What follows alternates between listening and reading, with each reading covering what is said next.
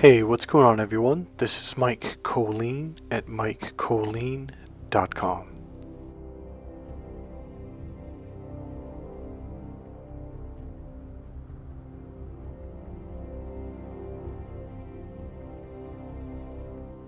So, why are we here? Existence is a gift from God. As I said in the past, when I went through my awakening when I was 28 years old, the very last lesson, it was a 6-month awakening, was, I'm not going to go into depth, it was very symbolic, but God essentially said the Alpha, the Omega. He drew this rectangle and had these little shiny things going like stars falling. Those were angels. Those are us, our spirits. God created the beginning and the end, the Alpha, the Omega. He created the third dimension, existence, so we could have these experiences. So why are we here? We're here to have this experience. We're here to enjoy life, to be happy, to have fun, to experience emotions, joy, happiness, goodness, pleasure, even to experience the contrast of pain, etc. We're here to learn, we're here to grow, we're here to develop.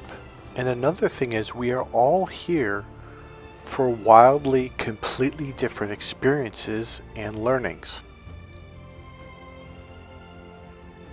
There are people here to have experiences that in a million years you're like, why would they do that? Or why would they want to experience that? See, you're not, how to explain this? You have to understand your whole wrapping inside who you are is not theirs. So they might be, okay, some people love war. They really do. They love risking their lives. They love the challenge. They love the camaraderie. Now, in a million years, a lot of people are like, well, why would someone love war? I'm telling you, I was in the army. There are some men that are just built for that. They literally, this is why they're here. And there's no judgment on that at all. In fact, one of the it's almost, how to explain this?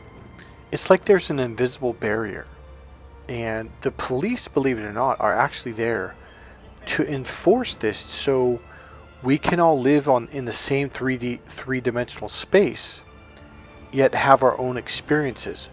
We are not supposed to mix our experiences with certain people that are having their experience. Everything is beautiful. If there's one thing that I've been really learning, like not just learning, I heard about it when I was really young, probably 19, 20 years old, is you're not supposed to get in the way of God and other people, meaning God, or should I say other people and their purpose for being here. They're here on that journey. There's a reason and a meaning and a purpose for them to go through what they're going through. Now the music will go down in about 10 seconds.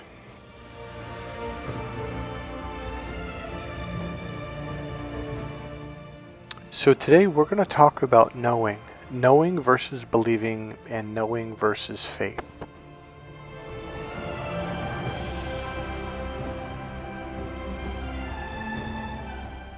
So a lot of you have heard about manifesting, and it really is the same thing as prayer. I mean, like there is no difference.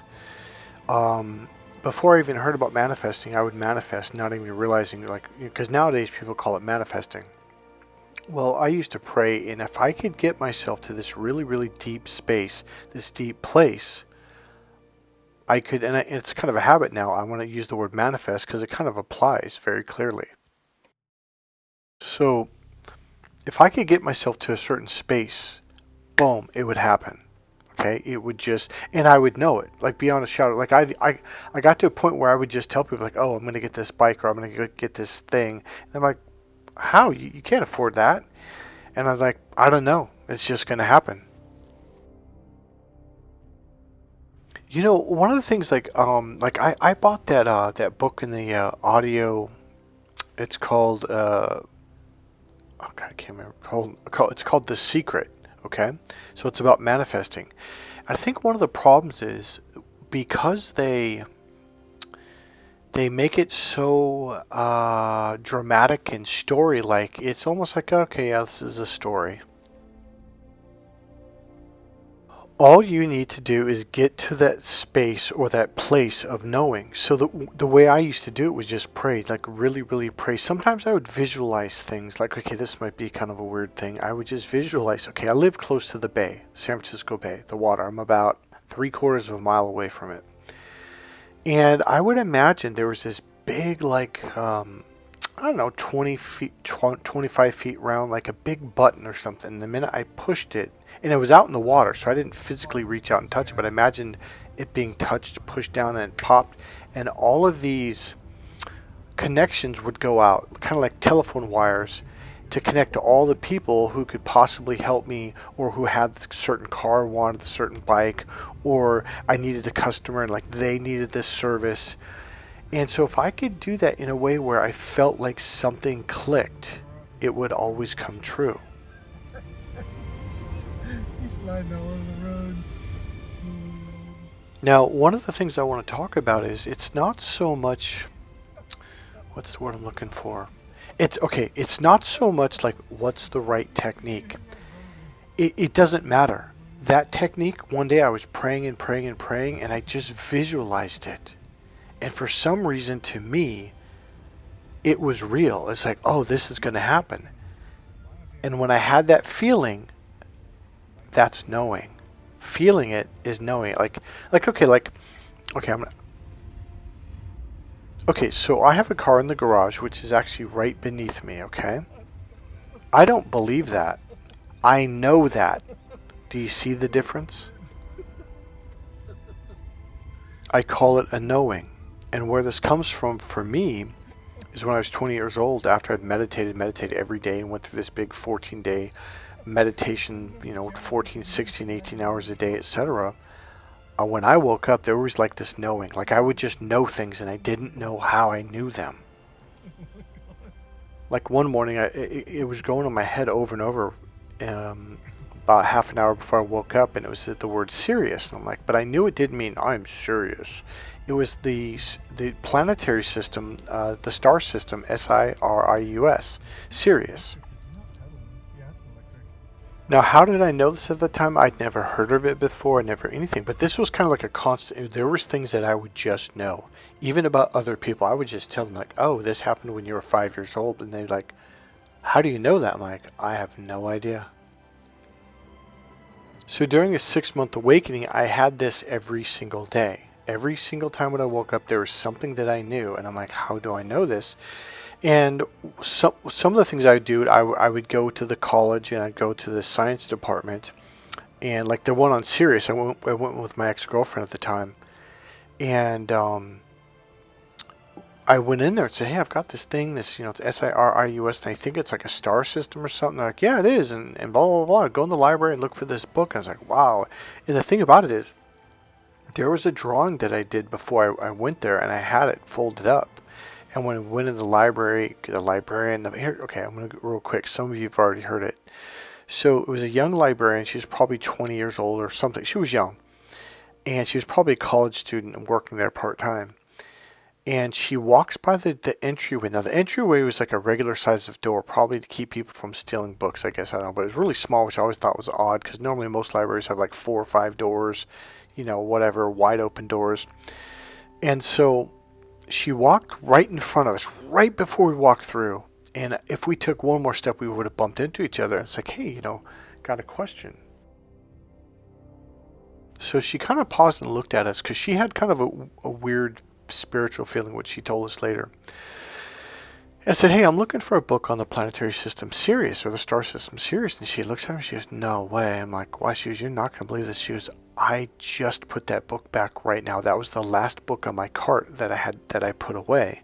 She goes, "And I've never even heard of that word until I saw that book." So she goes, "I don't need to look it up. I know exactly where it's at. It was literally, I just put it down 10 seconds before I bumped into you." So she walked us over there, grabbed the book, and she's like, "What is this?" And my ex-girlfriend goes, "He's going through this real spiritual awakening thing, and it is a trip." And so they're all staring at me. I go, I go, watch. And I pulled out the piece of paper I had the drawing. I opened up, I go, look at this. I go, I'm going to open this book randomly in the middle, and it's going to be that. It was a image of like circles and moons, etc. I opened up the book, and across from the left page across to the right was the exact same drawing that I drew. So this is what I call a knowing. Like, okay, so when I walked in, I drew that drawing like an hour before we went there, half an hour before we went. And when I went there, when she handed me the book, like, it just came to me. Like, I knew I was going to open this book up that I've never heard of, never seen, in the exact page, without looking, just split it wide open, boom. I knew, and I even told him, I go, I'm telling you, I don't think this is going to happen. I know this is going to happen. So what's my purpose in sharing this with you? My purpose is I'm trying to give you a shortcut. It's not even like a cheat sheet or a shortcut. It's like, this is how you manifest. See, I believe a lot of you on this channel, the reason why you're here is to manifest the life that you want. All right, I'm going to give you another example, another true life story. When I was a little kid, I got into BMX racing, and BMX racing in California in the early 70s was all the rage. It was huge on the West Coast. And I was on a BMX team, Mike's Bikes of Vacaville, California, in town. And I remember Christmas was coming up, and Mike's Bikes had the good bikes, the real racing bikes that you really want to buy. But I went across the parking lot. It was a brand new shopping center and a brand new Thrifties, Thrifties Ice Creams, a thrifty store. And right when you walked in, there was just a bunch of bicycles, maybe a dozen or 18 bicycles. And there was this yellow one that I was like, oh, I was like, man, I wanted that bike. Now, as a kid, I didn't know if it was expensive or the Mike's bikes. I kind of figured the Mike's bikes were probably more expensive, but I wanted this bike. And I remember praying and praying when I went to bed that night. And I daydreamed being on the bike. Like, I could feel it. Like my hand, not only feel it, but I could see it. Like my hands were on the handlebars, and I'm looking around. I was going over this little bridge of a little creek by the school I used to go to, and I was looking down at the ground and the grass, and it's like I just knew it was going to happen, and it did. All my brothers and sisters got their bikes from Mike's Bikes, and I was the only one that got this cheaper bike from Thrifties, and that was the bike. And you can't imagine how happy I was. So I'm going to say it was 10 years ago, I think, approximately. I'm trying to think, at least, maybe more than 10 years. But about 10 years ago, I wanted to really, because this whole thing about manifestation people were talking about, and I had been doing it for years, especially going through the NLP trainings and stuff, but I never really got like a big prize or something that would be so insanely, ridiculously outrageous that I'm like, okay, yep, this is real. Now, here was the thing. It was something that would have been nice to have, but I didn't really care. And what it is was suits, business suits. So I got into that state. I prayed. I tend to lay down when I do this, okay? Like on my bed, on my back, and I just kind of put the pillow underneath where it's real comfortable. Sometimes I put my hands like crossed or fingers clasped behind my head or the rear back top of my head. And I just stay still. I stay completely still, and I just kind of focus inwards over and over. And then I start to imagine having what it is that I wanted. I imagined getting dozens of these unbelievably expensive dress shoes, like $600 dress shoes, $500 dress shoes. And I was getting these dress jackets that were worth like $5,000, $7,000. And these dress shirts that were just like so expensive, like I never knew they charged that much for these shirts, and they were all either worn once or twice, or they had never been worn. Now here's the funny thing. There's two funny pieces to this. One was that the person was actually taller than me, and they had lost so much weight that the suits fit me perfect, and the only thing I had to do was hem the pants. Now here's the second piece. The person, I put on the dress shirts, and then I put on the dress jackets, and they're like, that's incredible. It literally looks like it was made for you. Like what do they call the guys that hem, cut the length and all that stuff? I can't remember the name of those guys, but the suit makers. And the person, and it didn't. And I've actually had dress shirts made for men. I've had tuxedos and stuff, and how it has to go down to the cuff at a certain spot by your wrist and everything. And it did. It fit me perfect. And the line on the shoulder where the stitching is, right on the edge, it goes right. It's like this looks like it was made for you. And that's what I visualized. That's what I imagined hearing. And when I slipped the shirts on, he was like, this is unbelievable. Now watch this. I had visualized this so clearly that I got to. Now here's the thing: you get to a space where you leave this dimension. Okay, I know you're still in bed or wherever you're at, but your mind goes somewhere else. It's like okay, even if you don't physically go somewhere. Okay, I know a lot of people are like, oh, I don't believe in that. It doesn't matter. It was imagined so vividly. It was as if I was in another place. I was in this home. We were on the second story, blah, blah, blah, blah, blah. And it was so real. And I remember even thinking, well, the reason why this person's getting rid of the clothes is because they had lost so much weight that and they were so filthy rich that they just had to buy new suits and new clothes because they'd lost so much weight, right? And another part of it was, that this person was so rich. Some of the clothes they had never worn. They were 6 months old or 5 months old, just hanging there, and they didn't even realize it. Some of them they had worn once. So I was so in that state of knowing, I absolutely, when I came out of oh, it's going to happen. Because I noticed over a period of time, whenever I'd get to that certain space of boom, it's so real. When I come out, I was oh, it's going to happen. Because whenever I got there, when I was a little kid, I was 5 years old with that yellow thrifty bike I got. It was so real. I felt so good about it. And on Christmas morning, when I got that bike, I was it was the same feeling. And when I came, I was oh, I'm going to get this. So then I had a client that I'd been working with off and on for about a month or so at this point. And he called me up and blah, blah, hey, what's going on, man? I was and I just told him, oh my God, I'm going to get all these suits, and they were expensive suits and this and that.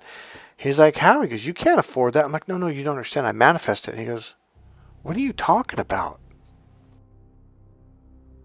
Now, here's the thing. He was into manifesting and this newer stuff that's been going on, and he understood what it was. But he goes, there's no way. I'm like, dude, I am telling you, I am going to get at least a dozen dress jackets, winter coats, dress shoes, at least half a dozen dress shoes. I'm going to be getting, expensive suits, this, that. And he's just like, how do you know? I go, you watch. Within 30 days, somehow, some way, it's going to happen. Now, please don't misunderstand that or confuse that with, oh, I'm just determining. I'm going to be determined. No, there was no determination. There was no forcefulness. There's no, I'm going to make it happen. No, it was I got caught up in the daydream so deeply that I forgot about where I was at. It's have you ever been so caught up in a daydream you thought it was real? That's what I'm talking about. It wasn't forced. It wasn't determination. I'm determined to focus and make it happen mentally. No, it wasn't. It was this daydream. I went so deep into it. I started to see things as if I was there in the 3D. So I tell this guy, I go, you watch. I go, I'll bet you $1,000 right now it's going to happen in less than 30 days. So the other part, when people the secret, when they talk about this stuff so mystical and magical, it sounds fake. And one of the things they said is things will just align themselves, blah, blah, blah, blah. It sounds so airy-fairy. And I just whatever. And so the thing about it is they do align themselves. And that's exactly what happened. So here's one of the secrets is, I just forgot about it. It was almost like, okay, like right now, I've got my car right now in my garage right beneath me, but I don't think about it. I don't focus on it. It's just like, it's just there. I know it's there. So once you manifest it on that level where you like, wow, that was so, like, you just know it's so real, forget about it. Let it go, because that's part of the secret. Once you let it go, it will then come sooner. So this was so real to me, I completely forgot about it. So then, I don't know if it was a week later or 10 days or maybe 2 weeks, I get a phone call from someone. And they said, hey, I saw your ad, blah, blah, blah, blah, and, I'd like to do some sessions. I want to learn or whatever. And I was like, yeah, sure, okay, And so I didn't really think of anything. I didn't think of much about it. So I think we did 2 sessions. And I remember I met his daughters, and I think he invited me to stay for dinner. Now, here's the thing. This person lived in a very wealthy area. It was really, really nice. But for some reason, it never dawned on me that, oh, maybe this is it. It's just like, I just kind of forgot about it. So he was having a really, really important party where dignitaries were going to be there. Now, this is a rich guy, and I mean, we're talking really rich, and he had a really fairly big home, a just amazing home. And I met Nobel Peace Prize winners, I met actors, I met senators, who else did I meet? So I met lawyers that would pass laws in Washington, D.C. I mean, I met some really important people. It was kind of cool. So then it's like, hey man, I had to go to the bathroom. So I went to one bathroom. There's like a line there and a line at the other one, line downstairs. This guy had like 5 bathrooms in this house. And then he had 1 or 2 outside by the pool. So he goes, hey, what's going on? Do you need some help? I was like, man, I got to go to the bathroom really, really bad. Now there was another bathroom, actually 2 bathrooms upstairs. But he had it chained off, or he had like a thing going across the stairs, like, hey, like he didn't want anyone going up into their private space. And he goes, oh, no, Mike, you can go. Like, you're a friend. Don't worry about it. I'm like, oh, really? He goes, oh, yeah. He goes, and I went up there, and I walked by this empty room. Well, not empty, but nobody was staying in the room. But it had, dressers and stuff. And there was this pile of clothes on the ground, and they were really, really nice dress shirts and everything, jackets, etc. I'm like, why would you do that when you spend all that money on dry cleaning? That's just, like, what? Didn't make sense to me. So I came out of the bathroom, and he was up in the hallway because, he didn't know me that well. He didn't want me. I'm sure he had like expensive stuff up there, maybe money. But I'm walking down the hall towards the stairs, and I'm like, hey, I go, why do you have those clothes on the ground like that? You're going to wrinkle them up, and you're going to have to get them all dry cleaned again. He goes, oh, no. I'm throwing those away. I'm like, what? Why? I go, those look brand new. He goes, oh, yeah, most of them are. He goes, in fact, some of them probably only wore once or twice. And then when he said that, I went, ah, that was what I was manifesting. I'm like, really? And he goes, yeah. And he goes, I lost all this weight, blah, blah, blah. I'm like, no shit. And so I go, what did I say? I go, if they fit me, can I have them? And he goes, oh yeah. He goes, I'd love for you to have them. He goes, it would help you out with your business, blah, blah, blah. He goes, I was literally going to give this stuff to the Goodwill. So he put a dress shirt. I got the dress shirt on, and he grabbed a jacket and helped me put that on. And he's looking, he goes, this is unbelievable. Because Michael, he goes, it looks like this was made for you. And I'm like, oh my God, that was in my freaking manifestation, or when I was praying about this. Now I'm looking at all these clothes, like these were they were still in their the plastic clear thing, that you get from the dry cleaners, and I'm thinking, oh, these, like, I'm gonna get a whole load of clothes, right? And so I'm not gonna go too much more into the story, but it literally, now here's the funny thing, is the pants were about 1 inch or 2 long, or 1.5 inches long, and I had to hem them, and I'm thinking, why did I visualize it? I should just visualize that it fit me perfect. Now, that was not the only conscious manifestation that I did, but it was the big one. Like, because that's when, I was really conscious of manifestation I would do like $20. Like, I imagine I'd go for a walk and I found $20 in the middle of the road, just like I visualized. I thought, somebody could have dropped it, things like that. And I really wanted something that was so outrageous that, okay, this is real. By the way, that dress jacket that I'm wearing right here, $5,000. It's a ketone. And that dress shirt, $400 dress shirt. It's a ketone. What's a ketone? I didn't know until I put this shirt on.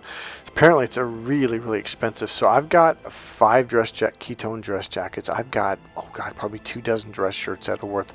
One of them cost $600. Okay, now I'm not trying to show off, but it was like, wait, they make. And at first, here's the deal. I thought he was lying. I was like, there's no way. Nobody makes a dress shirt that expensive. He goes, Google it. And I was like, oh my god.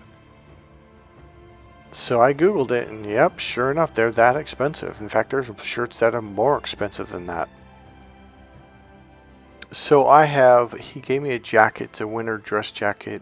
It's worth $10,000. I've got another one for $7,000. I mean, I am just got a complete closet full of clothes, and he gave me these shoes, not just one pair, but 2 pairs, that Prince Harry of England wears. They're $600 dress shoes. Then I got a bunch of other ones too, but those were like probably the nicest ones. So here's the deal. Manifestation absolutely is real. It absolutely works. All you have to do is just go deep, go into that, go into whatever it is, and just kind of get, I generally will start by praying to God, like, Our Father who art in heaven, hallowed be thy name, thy kingdom come, thy will be done on earth as it is in heaven. And that's what this is. It's manifestation on earth as it is in heaven. Whatever you imagine, that's heaven, by the way, that's your right brain, will come into fruition here in the 3D.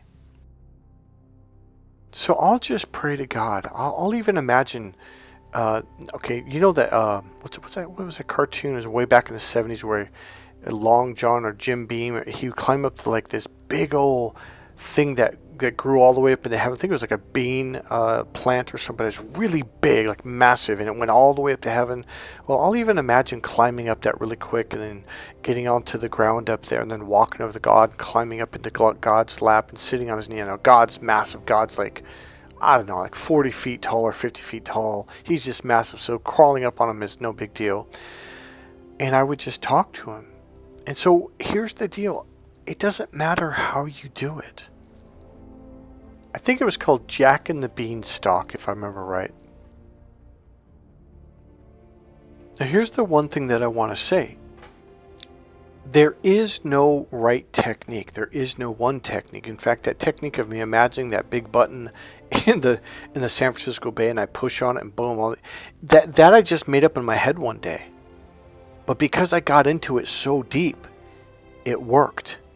And it'll work anytime I commit to that. But I don't want you to think of it as hard or you got to work hard. No, it's not about working hard. It's about being creative. It's about going into the zone. Once you get into that space, things just happen. And they literally align. Things just fall into place. And here's another thing they will say in The Secret is like it comes out of left field. It's just like out of nowhere. It's just like I'm walking up these stairs and boom, there's a pile of clothes. Like, whoa, like what are you doing? And I'm gonna throw them away. Like, wait, can I have them if they fit? He's like, oh yeah, sure. And so that's what it means. It's just like it comes. I mean, literally, they were all these expensive clothes, a pile on the ground. It was a nice room, a nice carpet. It wasn't dirty or nothing, but it was just like, what are you doing? And that's the thing. It comes out of left field. It comes from a place that you never would think of in a million years, and that's always the way it works. And it's always fun. It's like almost like God's giving you a surprise gift. Angel, we've talked on the phone quite a bit. Angel's someone who's been on my channel quite a bit. If you're hearing this, I want you to know something. You manifested those phone calls. So I talked to her for free for quite a while to help her out. And there's another thing that you want, that you told me about. All you have to do is imagine it happening. Because you do manifest. You manifested me 100%. And this is why you guys are here. This is why we're here. You guys want to manifest. So go do it. The Bible said God made us in it said, or God made man in our image. What does it say in the beginning of the Bible? God said, "Let there be light," and there was light. Let there be this, and it was so. Blah blah blah. And that's the thing. That's what I did. Is like, and let there be business suits, and it was so. And yes, it is the exact same thing that they're talking about in the book of Genesis. It's the exact same thing. It was talking about manifestation. The reason why you are here is to remember that you can manifest, that you can create whatever you want. It was a challenge, but it's not that hard of a challenge. You just have to go deep into the daydream and imagine having it. And make an awesome story in that daydream. Just imagine people saying this, and you're having this experience, and people are being good to you and treating you well. You get to recreate your entire daydream. Now there's one more piece that I want to give to you. Just like in the book of Genesis, when there was nothing, there was the void. It's like an empty canvas. See, that's where God's at right now. And God doesn't look at you like, here's the rules, here's the beliefs you got to have, this is what you got to think, this is the way you got to act, here's your social. God's not doing that. God's just in this empty space of nothingness called the void. And he's just, hi, how's it going? That's it. There's no judgment, there's no punishment, there's none of that. But what there is creativity. Complete, pure creativity. Just like a painter, he needs a blank canvas, emptiness, there nothing can be on there. That's what everything is. That's what space is. That's what everything is. Your imagination is nothing more than a blank canvas. And this is as in heaven, as on earth, etc., etc. Your imagination is your canvas. It is the space. It is the emptiness. It is the void. So the mistake that the Bible made, I believe it was done on purpose. I think it was hidden from us. Is they tell you it's about faith. I'm going to tell you right now, it is not about faith. They tell you it's about belief. I'm going to tell you it is not about belief. It's about knowing. Faith opens the door. Faith gets you to turn the key in the ignition in your car. You have to believe that this is going to work. But it's the knowing that is the creator. Faith is laying down. Faith is praying. Faith is imagining, dreaming, getting caught up in the daydream to the point where you're so caught up in the daydream, you think it's real. You kind of forget about everything else. And it's like you're on that bicycle and you're riding it over that cute little bridge going over that creek by the school, and you're looking at your friends smiling, oh my God, that's a cool bike. You get so caught up in the story, you just manifested it. And now you have the knowing. So the goal is to get into that space to where you know. Not because, oh, my ego said, no, it's not ego at all. It's you know. You can feel it. And that is the secret of the secret. Once you get to that space where it becomes so real, it's going to manifest. It's going to happen. The way people are going to get out of hell is when they have suffered so much that they're just going to daydream over and over about ice cream, about cooler weather, about being out of the fire. And they're going to imagine being in this place where it's peaceful and loving, and they've got water to cool down. And once they daydream that, they're going to be free. As Christ said in the Bible, if ye believe, you shall receive whatever you ask for in prayer. Now here's the thing. Beliefs are not real at all. Santa Claus isn't real, but you used to believe it. See, here's the thing about beliefs. They're not real. I'm telling you, they are not. Do you know why medicine works? Because you believe it. It's a magic pill. Take this pill, and you're going to be cured.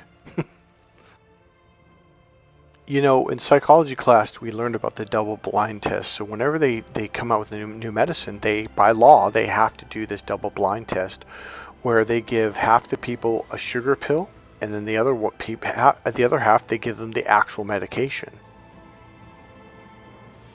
And the funny thing about it is, I don't know what the percentage is, but maybe it's 50%, but whatever. But there's a certain percentage of the people that actually take the real pill, and it doesn't cure them of whatever the pill is supposed to cure them of. Now here's the really weird part. The people that take the sugar pill, something like a very similar amount of people actually get cured from this pill, and they're just like, well, what are you talking about? There was a study done where they gave these people the sugar pill to cure them of cancer, and it cured something like 40% of the people or 35% of the people, and you're like, but it was a sugar pill. It doesn't make any sense.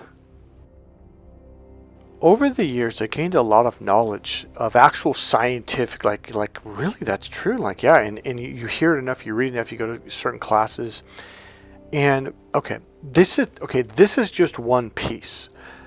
Part of it was we also learned this in hypnosis class and NLP. It's like, it's just a belief. Now I want you to write this down.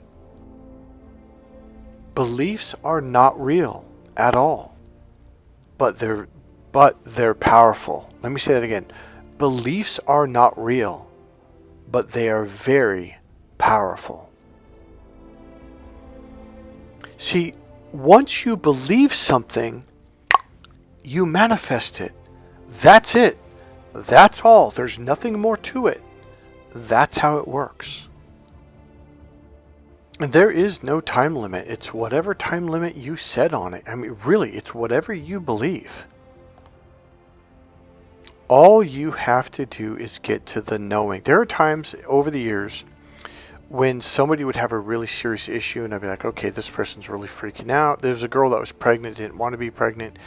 She got tested by a doctor. She did 5 at-home tests before she went to the doctor. The doctor tested her twice. Oh my God, I'm pregnant. My parents are going to kill me. It was one of those things, right? Now, she was friends with my girlfriend. They worked together, and I was really concerned about her. And something just came to me, like, it's just like, oh, I just got to take the spirit out of her and send it back to heaven. And I prayed to God. I'm like, hey, is this okay? Now, this is why we're walking into the mall. Because she had told us about this about a week before, and like really was crying, oh my God, and she'd been stressed for a week or two. And the feeling I got was like, yeah, this is okay. And then I went to the little spirit of the baby inside, and I said, hey, is it okay for you to go back to heaven and come back inside her, like after she's married, when it's more appropriate, etc.? It's like, yeah, it's fine. And so I did this thing. I said, are you really sure you don't want a baby now? And she's like, no, right now is the worst time of my life, and my parents are going to kill me, blah, blah, blah. So I just, as we're walking, I did this thing. It's like I just imagined it going back to heaven. It was fine. It was happy. Good energy. God was fine with it. Good energy. Heaven's good with it. Good energy. It was just, everything was good and light. And I did it just like that. So as we walked in the mall, I said, yeah, you're not pregnant no more. She goes, no. And she starts crying, you don't understand, I am. I've been tested. I think she said 7 times. And the doctor did it twice. And I was like, I know. I go, look, you're not pregnant. I'm telling you. So she goes, how do you know? I go, trust me, I just know. And my girlfriend looks at her, she goes, yeah, he kind of has this thing where he can do this kind of stuff. She goes, trust me, if he says you're not pregnant, you're not pregnant. And so we walked straight ahead. Was a Walgreens inside the mall. I go, let's go in there, buy yourself 2 tests. I promise you, you're not pregnant. Make an appointment with your doctor, have him do a test, and it'll be fine. Sure enough, she wasn't pregnant. My point of sharing that with you was because it wasn't some big long thing. It was just, we're walking in the mall, we're walking from the car to the parking lot. We were on like the walkway part, And I just kind of like, she was so stressed and I was so concerned about her. It just came to me what to do. Just had to imagine this, boom, boom, boom, back to heaven. It was done. Just like that. Now here's the deal. You are always manifesting. Look, I am telling you, if you have a shitty life, you imagine that. If you don't have the clothes you want, you imagine that. That's what I'm trying to tell you. So here's the deal. You are actually a really good manifester. You're just manifesting things that you don't want. Start manifesting what you want and manifest it in the way that you want. So the final piece is about believing. How do I explain this? It's like, okay, here it is right here. Whatever you believe, yeah, you're right. That's why Jesus always said, like the woman that reached out and touched his cloth or the little tassel and it healed her of her bleeding. He said, by faith you're healed because you believe. He never says, I, egotistical, Jesus Christ healed you. He always says, if you believe, you shall receive whatever you ask for in prayer. He says, by your faith, you are healed. You did it. You know, I was trained and certified, technically 4, but 3 that I was officially certified. Another one I just trained with someone for 20 years in 3 different forms of energy healing. And then there's the 4th one, but I don't want to talk about that right now. So in Reiki, they teach you these techniques to do this thing to heal or fix this. And then in Pranic healing, they use completely radically different. It's sweeping motions and all this stuff. And I'm like, wait, this is nothing like Reiki. Like, what's going on here? And then in Huna, they've got their beliefs and stuff too, and their techniques. And here's the thing that I started to realize. It was after years of working on people, something would just come to me. It's like, okay, I got to do this. And it was nothing that Reiki taught me or Pranic healing or Huna. And I was like, how can this be all these different techniques to heal the same things? Like, it didn't make sense. And I remember during the Master Practitioner course in Hawaii, Dr. Tad James says, look, I know you guys have spent a lot of money to come out here to take this uber expensive training. Not to mention your hotel, airfare, and not going to work for 5 weeks. This was a 5-week training. He goes, look, I also know, and I know this is going to upset you, that we have taught you almost 100 different techniques. But the techniques don't heal anybody. Now, he let us kind of go, what? We feel like we got lied to and ripped off.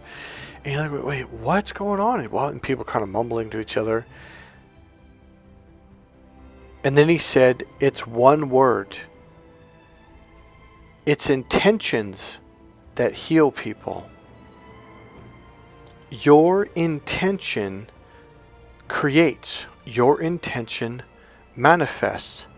Your intention heals. So if your intention, your energy, your focus is, oh, I can't be rich, oh, I'm poor, then that's what you're going to create. Realizing, look how good you are at manifesting. Now, it may not be what you want, but you have the ability to manifest. I've had clients where, that when they go through the training, we go to lunch or, go to the mall or go to dinner.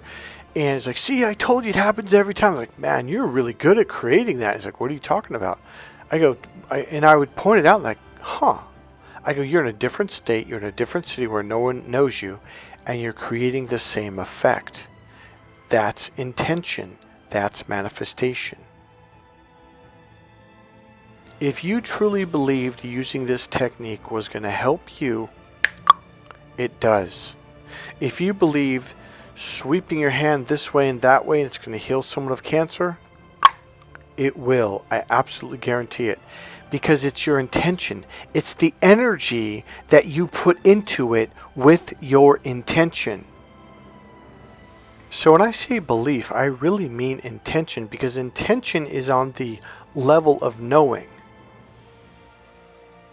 Knowing is intention. Intention is knowing. The number one thing you have to do, regardless of whether you're going to make a sale, you're going to start a business, it doesn't matter. What's my intention? What's my intention for doing this?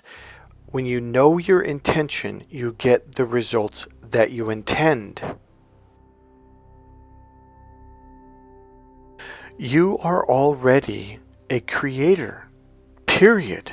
It's already in you. You already have the ability 100%.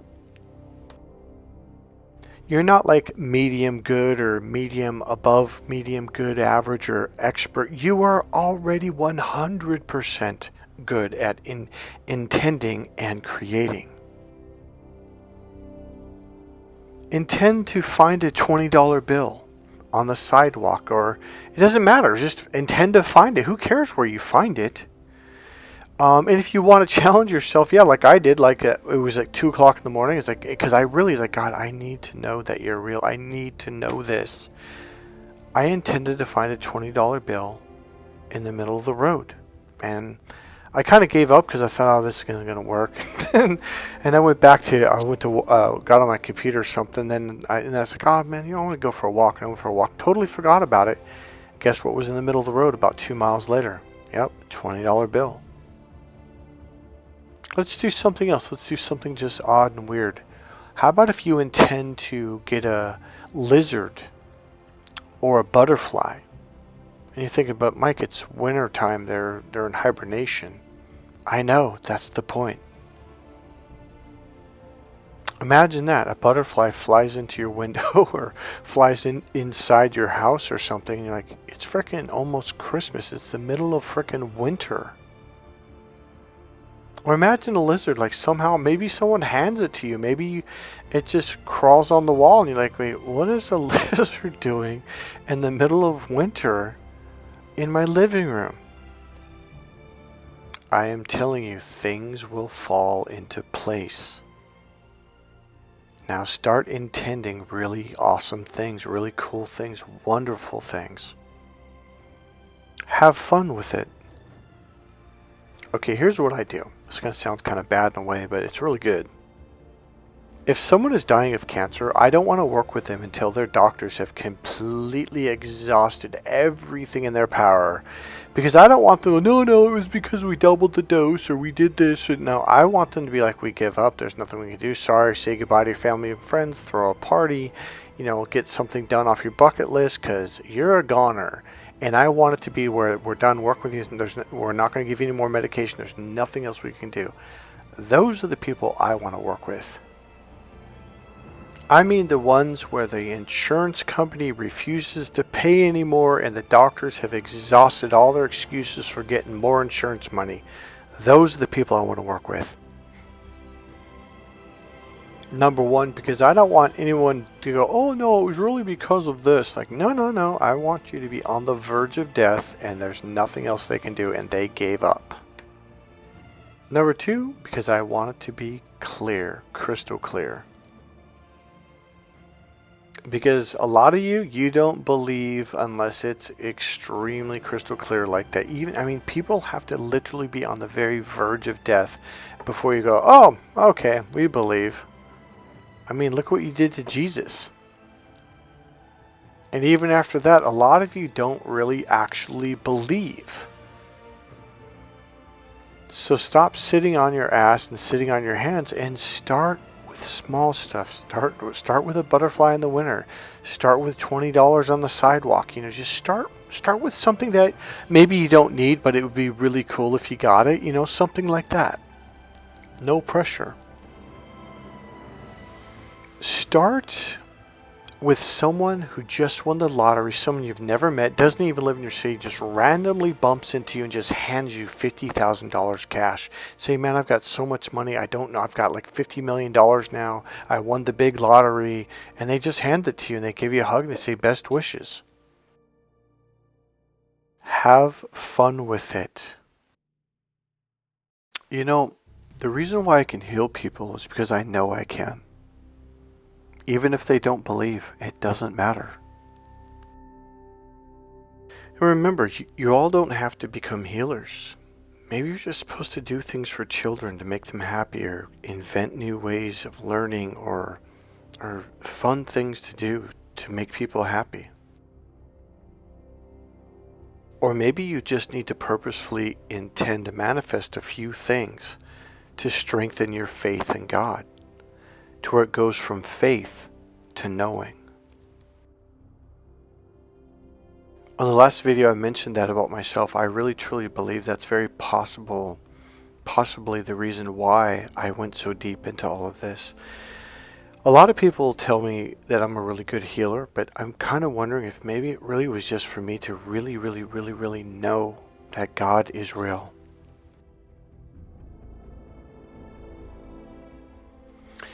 God bless you guys. I hope this video made a difference in your life. Get out there and start creating. And don't put pressure on yourself. Have fun with it.